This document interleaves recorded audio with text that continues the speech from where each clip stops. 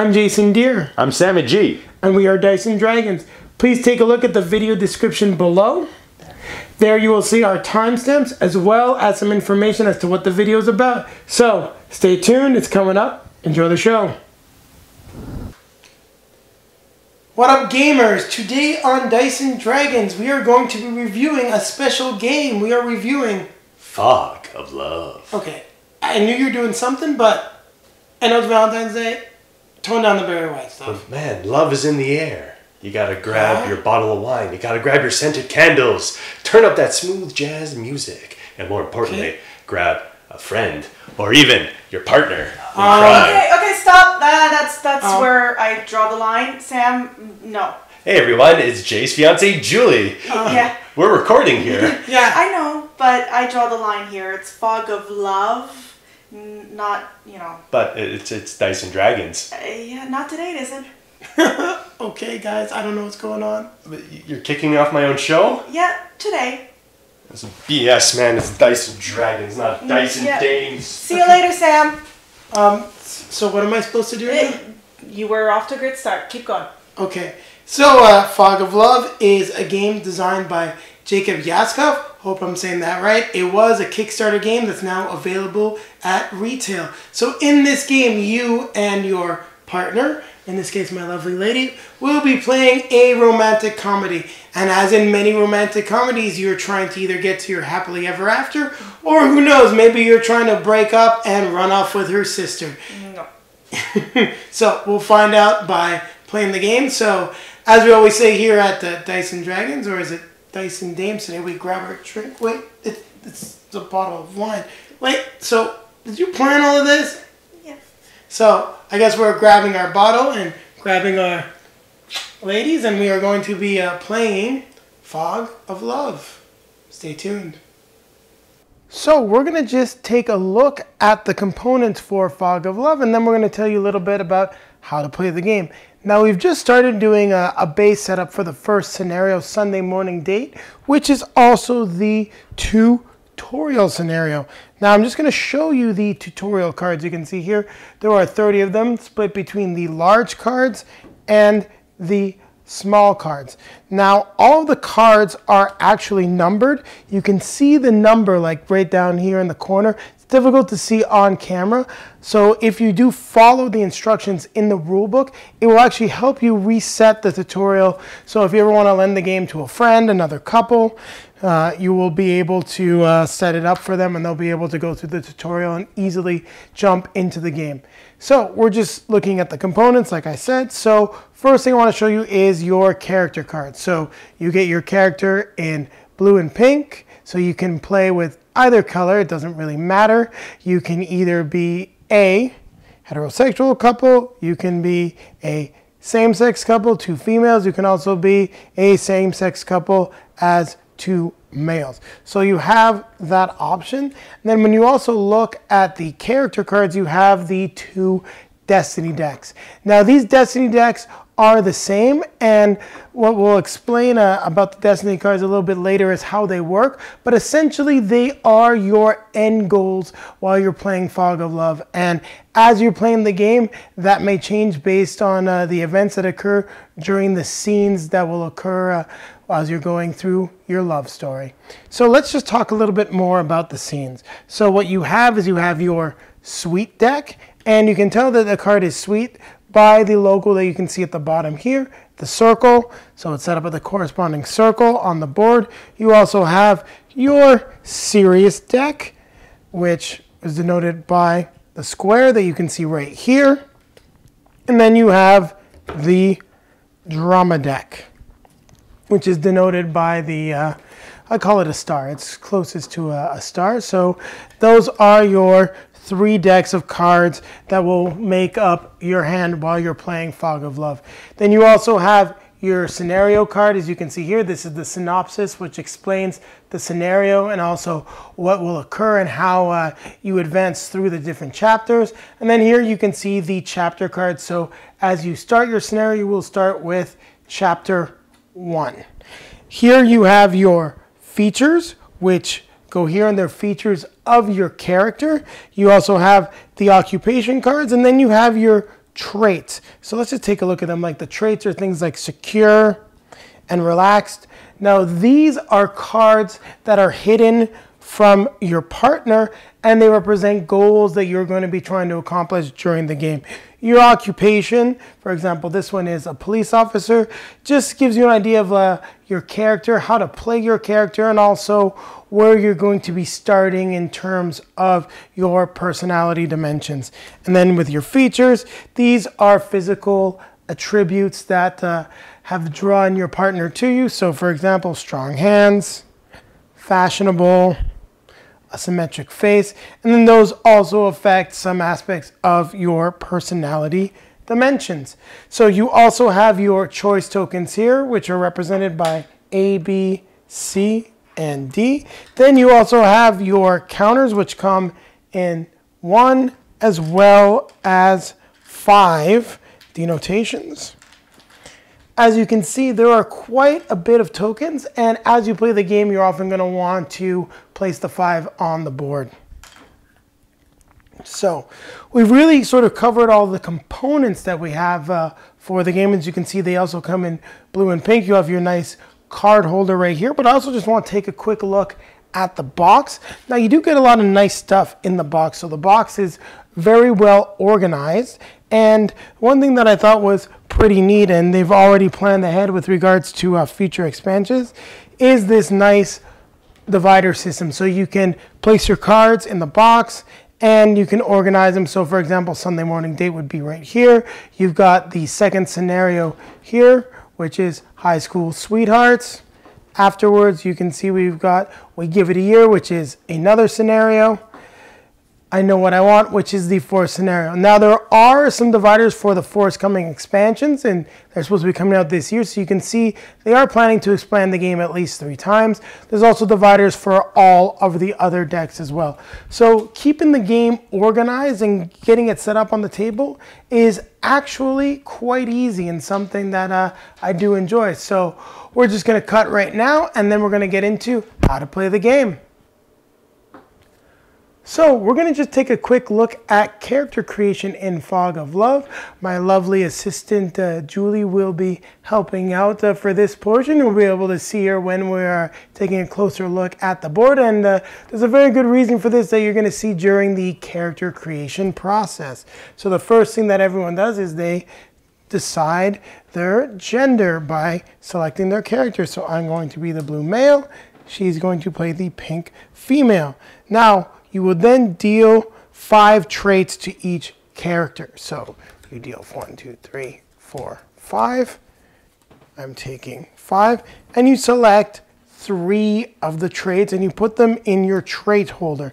Now, these traits are your secret objectives. So you want to make sure that your partner does not see them. And one thing important to note, you do not want to have competing traits. So let me find one here that will provide a good example of that. Everything's going the same direction here. Perfect. So let's take a look at these 2 traits. So for example, these 2 traits, innocent and manipulative, are both with regards to the personality dimension of sincerity, but they go in competing directions, meaning that you will not be able to succeed if you take both of these as a trait. So please make sure that you have traits that work well. You can have different ones going in different directions. Now let's just take a look at the occupation process. So what you're going to do is deal 3 cards to each player. And then you will select 1 as your occupation, returning the others to the occupation deck. So what do I have here? I can be a florist, a chef, or an entrepreneur. I like the entrepreneur occupation. And Julie selected the journalist. I think she actually played that one before when we were playing the game. And then the final part is the features. Now this is the part where your partner actually gets to inform you a little bit about your character. So what you do is you deal 5 features to each player.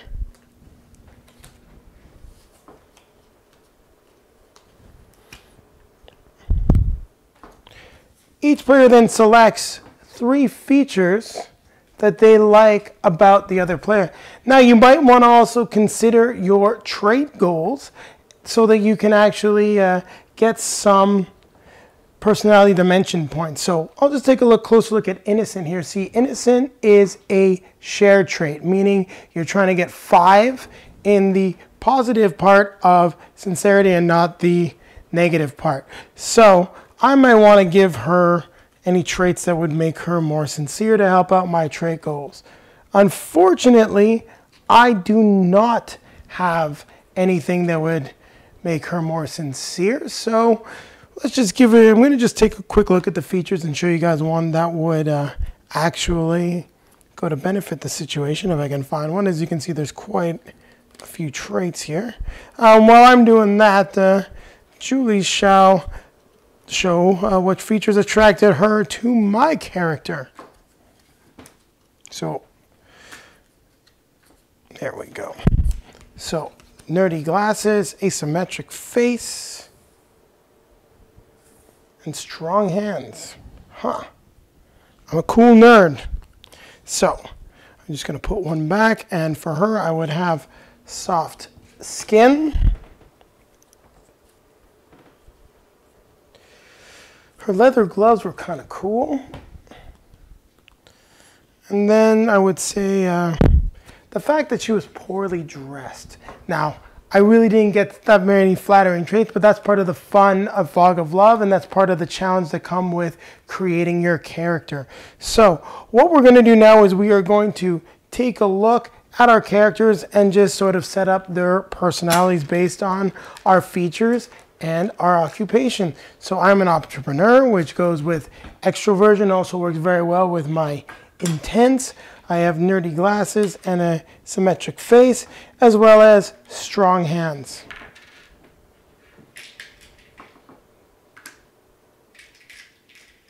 And as you can see, Julie is setting up in curiosity for her journalism. She is in the negative part of extroversion because she was poorly dressed. She is not very sensitive because she wears leather gloves and I guess likes to be a badass like that. You know, also goes with maybe writing a lot, being a journalist. But she's very sincere because of her soft skin. She really tries to take good care of herself. And then at this point, you need to remember that you are playing a fictional character. So at this point, you should give your character a name. So at this point, I am going to be Adam Jones, the entrepreneur, and I'm a little bit nerdy. I've got a very good looking face. Maybe look a little bit like a rock star. I hope I look like a rock star and have some strong hands, so maybe I work out at the gym. You want to just make a fictional character because depending on the scenario that you're playing, you may be chasing your happily ever after, or you might actually be chasing a breakup, or you might be trying to be the dominant one in the relationship, and that's going to develop as you play the game or depending on the scenario that you're playing. So we're going to just cut right now and then we'll explain how you play Fog of Love. So we are now playing Fog of Love. So let's just review the scenario Sunday morning date. So what this says is that the first time you play Fog of Love, you can use this scenario with the tutorials. The destinies that you are playing with are the 4 starting destinies that you can see here. You've got Love Team, and there are certain conditions to fulfill this destiny, as you can see here. We don't want to go over that into too much detail. If you're playing the game, you'll be able to see that yourself. You have Dominant, where you really want to control the relationship, and that's more of an aggressive destiny. You have the Unconditional Love, where you are very happy and you'll stay in the relationship. And then you also have Equal Partners. So one thing that is important to note is that these 4 starting destinies want you to stay together with your partner, but you might be working a little bit against each other, especially if you're trying to be dominant. So there's something to take into consideration. And your goal really in the first few scenarios is to stay in the relationship. So with Sunday morning date, we've met at a party and we are now going on a date. So what you're going to do when you're setting up the game, you're going to set up the synopsis, as you can see right here. Then you're going to flip over the first chapter card. And then you're going to see what right here is you have a situation where both choose. So both players would then need to take one of their choices. So you have the choice tokens here, A, B, C, and D. Now, it's the same thing for the pink player. Now, just to make this easier, I'm not going to go over in there and get their tokens, but what you do is you decide on your choice. Afterwards, you will then review what it says on the card, and let's say, for example, both of us actually match. So let's say I'll reach over here. The pink player had played A. So you would reveal your tokens, which are played in secret. We both picked A. That means that it is a match, and both of us would gain 14 satisfaction, which we would then mark on our player card. So the way it goes is you go around your character card to the 14, and then these markers on your character represent 10. Now you're going to be asking, so how do we continue? Well, as we continue the game, each player has a hand of 5 cards, and you play cards based on the chapter that you're in. As you can see here on chapter 1, we draw cards from the suite deck. And the chapter length, which is marked right here, is 6 cards. So once 6 scenes are played, we will then move on to chapter 2. So there are different kinds of scenes, and I will explain to you what those scenes are in just a moment. So we're going to take a closer look at scenes in Fog of Love. Now there really are 5 different kinds of scenes. You have your both choose, your partner choose, you have your situation, your secrets, and the minor scenes. So let's take a look at what I think is the most common, at least from what I've played and what Julie's played, is the both choose. So in the both choose, each player will play their choice token face down, selecting A, B, C, or D, and depending on what they select, there would be consequences. So in this situation, if there's a match, the player of the both choose would get +2 satisfaction and the ability to discard a scene and draw another one into their hand. The other player, so your partner, would gain +2 satisfaction, and if there is no match, they would then choose the action that the player has decided. So if it was party, they would go to the party and both would lose 1 satisfaction. Also, with the both choose and even the partner choose, more often than not, there is some personality dimensions that come into play here. So with the party, you can see there's a positive arrow up in orange, which is for the extroversion. So let's say the pink player had picked A and the blue player picked B. When they reveal it, they would then both get -1 satisfaction because they did not match. And then what would happen is they would also get their corresponding personality dimensions. So the pink player would get 1 in extroversion, and the blue player would get 1 positive in discipline. Now, let's take a look at the partner choose. So the way a partner choose works is that you play it on the other player, and then they will make a choice, and then they will gain the personality dimension that you can see on the card.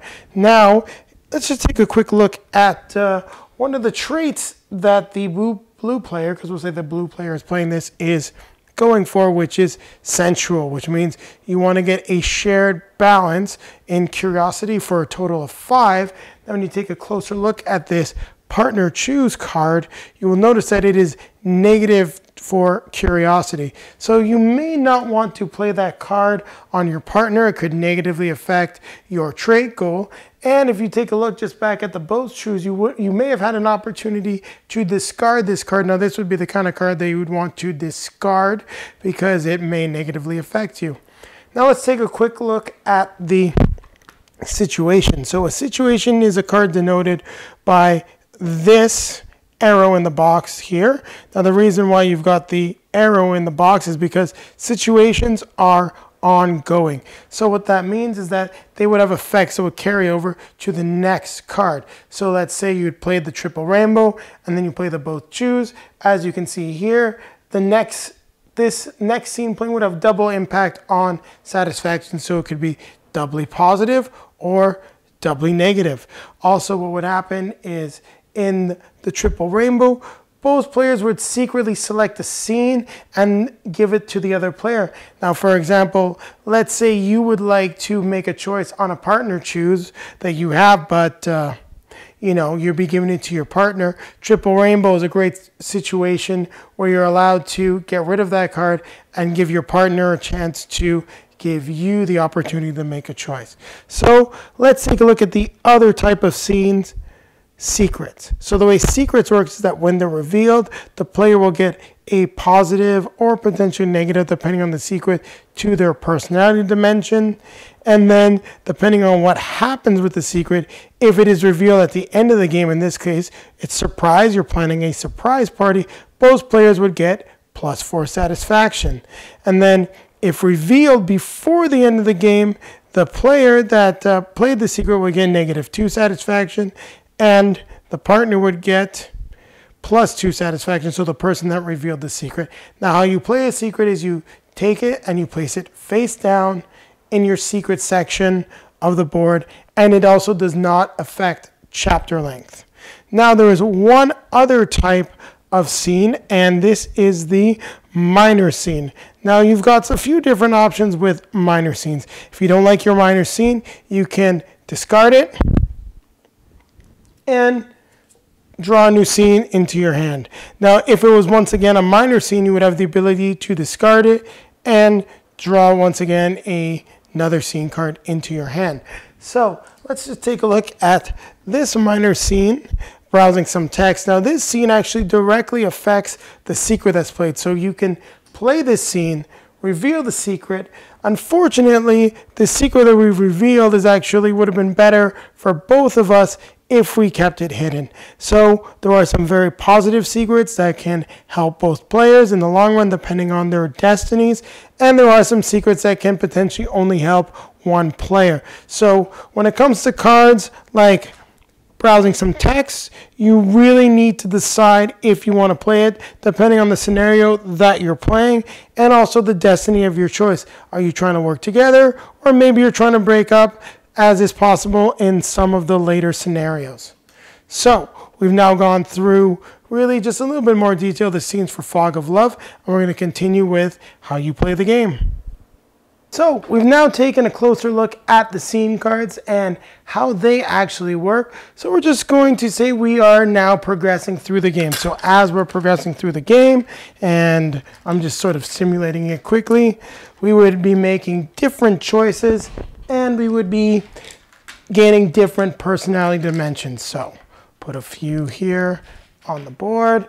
And as you're going through the scenario, you should be, at least for the first part of chapter 1, beginning about 6 to 8 different personality dimensions, because some of them are going to give you 2, 1 up, 1 down, depending on the choices that you make. And then once we get the chapter length of 6 cards, so just for the sake of the scenario, I'm going to draw 6 sweet cards here. So it'd go 1, 2, 3, 4, 5, 6. So once we've gone to this point, what we're going to do is we're going to end the chapter. You will then take the chapter card, place it here. You can discard the other cards, and then we would then move on to chapter 2.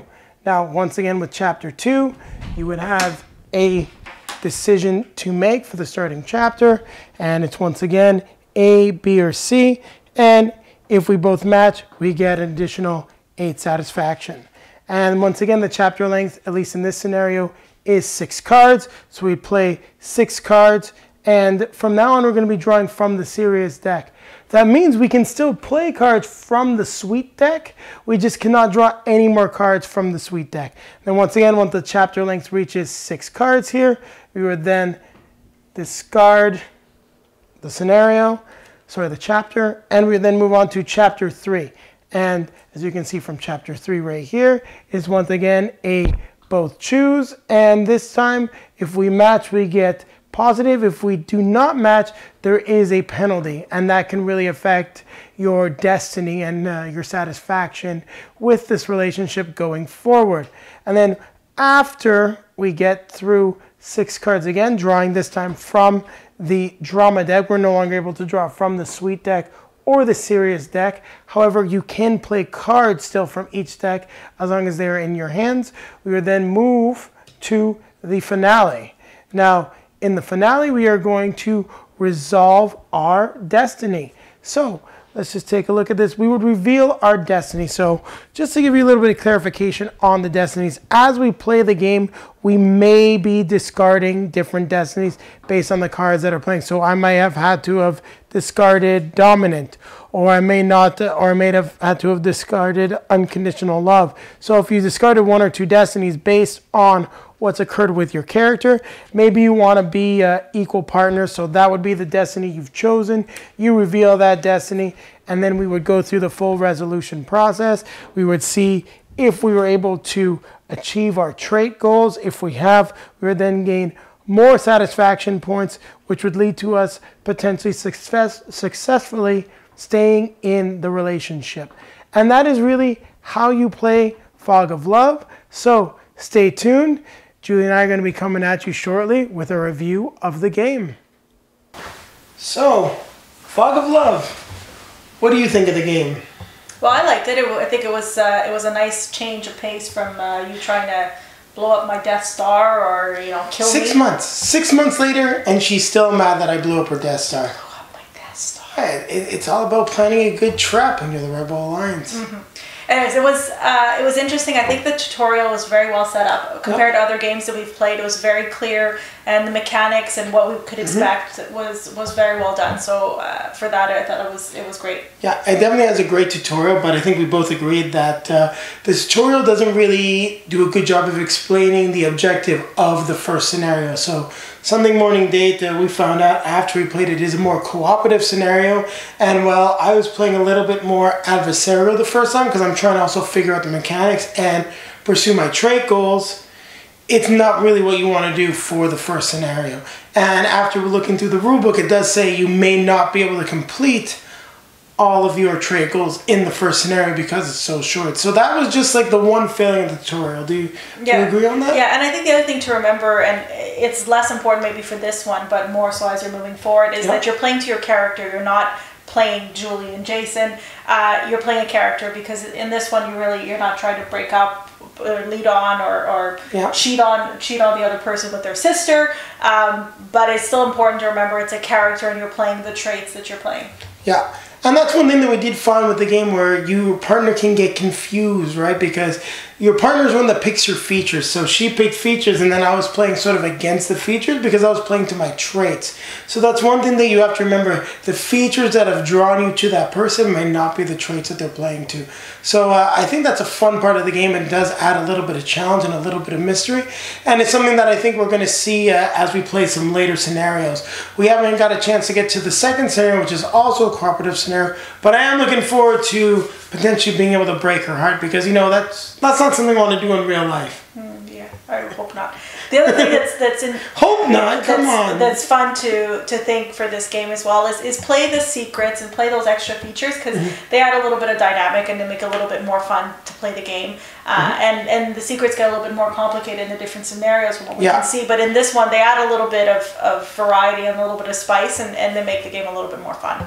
Yeah, so you definitely want to make sure that you take advantage of all the different things that are on the cards, because they will add variety to the scenario. And the nice thing about the expansions and some of the forthcoming expansions that have already been announced in 2018 is that you're going to have some new scene cards, some new secrets that are going to go ahead and change. For example, Sunday morning date, you might have a secret that's adversarial. You can maybe turn the game by picking some different cards that have shown up in expansions into a more quick adversarial scenario, if that's something that you want to do. That being said, it works very well as a cooperative scenario, especially with how short the game is. It took us probably, about an hour to play through the tutorial, and then 45 minutes. So you may see me kicking Sam out again one of these days to play another expansion at some point in the future. But for the time being, it was fun sitting in for Sam, and don't worry, he's coming back. Yeah. You'll see him on the next video. Sammy G will be back. We might actually have Julie sit in on some playthroughs or anything quick that would just look better with more than 2 players. But hopefully, if you guys do like this video, we'll bring her back on, and we'll maybe do some short videos where we can just give you an overview of some of the content in the expansions for Fog of Love, and also perhaps any of the new expansions that are forthcoming in 2018. And we'll take this from a single video up to a series if there's enough interest in it. So if you like what you see, comment and subscribe and let us know, and we'll hopefully be back. What does Sammy G? Doesn't cost any gold, doesn't cost any XP, is that it? In this case, I'd say it wouldn't cost you any personality dimensions or any personality dimensions against your traits. A little difficult for this game. So as we always say, except this time it's going to be grab your bottle because it's Valentine's Day, or well, this is our Valentine's Day video. Grab your love, sit down, maybe put on some smooth jazz. She thinks that's lame. Michael Bublé. Michael Bublé, and enjoy Fog of Love. And in the meantime, keep playing games. Hey, thanks very much for watching, guys. If you like what you saw, as always, please comment, please subscribe. Won't cost you any gold, XP, willpower, nothing. It doesn't cost you anything. Yes, and if you'd like to follow us to get some more information about when there'll be some new videos and what our upcoming content might be, please follow us on Twitter at dice_and_dragons. You can find us on Facebook at Dice and Dragons Games. We like to interact with our fans, so please head on over and comment. And then you can see some pictures as to maybe what game's coming up at Dice and Dragons on Instagram. And if that's a little bit complicated, don't worry, we included all that information down below in the video description. So you might see about now some other links to our other content. It's again free for you guys. We love what we do. And as always, grab a drink, grab your buddy, keep playing games. Keep playing games.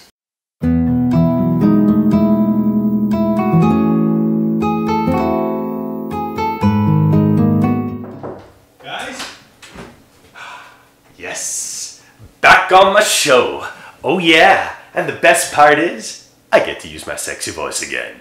This was Fog of Love, and I hope all you lovers out there really enjoyed this show. So all you have to do now... No more all right, no more sexy voice. Thanks for